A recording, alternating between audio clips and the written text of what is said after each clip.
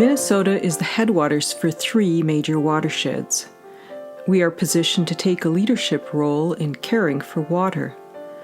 Yet when we look at our story of water, it is clear that we need to set a new course. Thousands of miles of rivers and streams and millions of acres of lakes and soil serve as repositories for chemicals, the toxic byproducts of the industrial food economy. The industry's animal feedlots produce acres of liquid manure that pollute local landscapes and foul the air.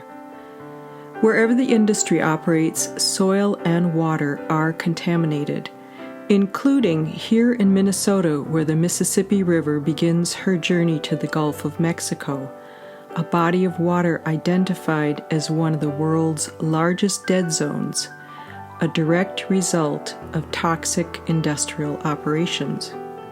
How did a river system so full of promise and life become a repository for chemicals? Is she still a river when she can no longer support life?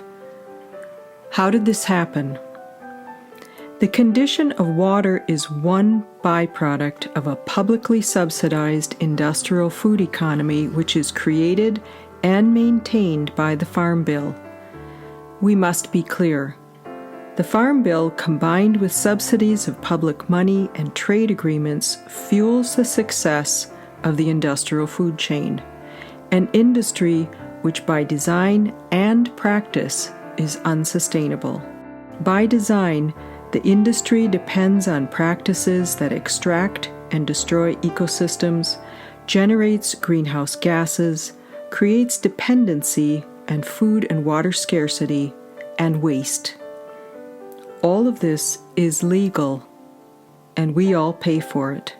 The ecological, economic, and human health impacts of the industry's operations are neither a mystery nor is it news. I think we can agree that we need a new story for food and water. The climate crisis, extreme weather events, and the absence of a just, sustainable food economy demand a strategic leadership response. We need a publicly funded food economy that equips rural and urban communities to manage the challenges we face together. The industry claims that we need them to feed the world. We know this claim is false. The defining features of the industry tell the real story.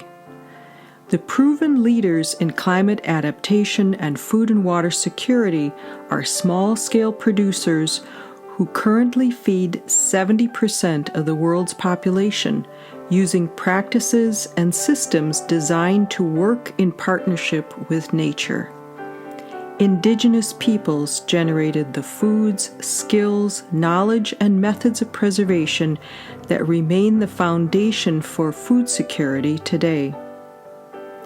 The Headwaters Bill invests our public dollars to create and maintain a just, resilient food web economy designed to build on those proven strategies.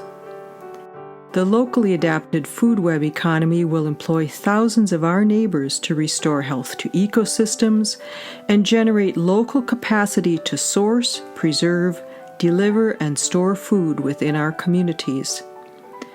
With the economic infrastructure to support its operations, the local food economy is a practical tool that we need to do our part to eliminate greenhouse gas emissions and waste produced by dependence on foods produced, packaged, and transported long distances.